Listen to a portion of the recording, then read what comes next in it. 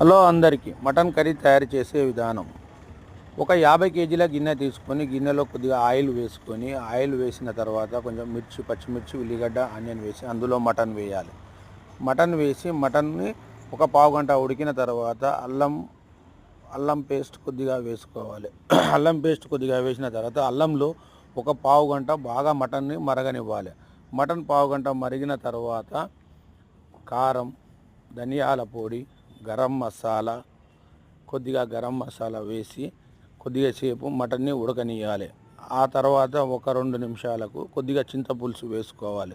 చింతపులుసు వేసిన తర్వాత చింతపులుసులో ఒక పావు గంట మటన్ని బాగా ఉడికిస్తే సిమ్లో పెట్టి బాగా ఉడికిస్తే మటన్ కర్రీ గుజ్జుగా బాగా తయారవుతుంది.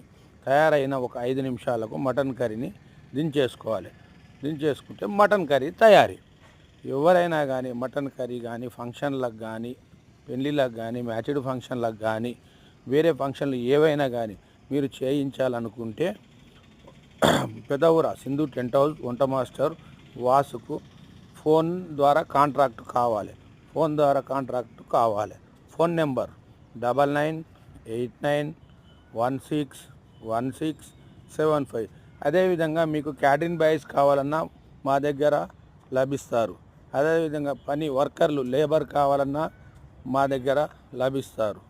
Sindhu tent house Pedavura Vasu master.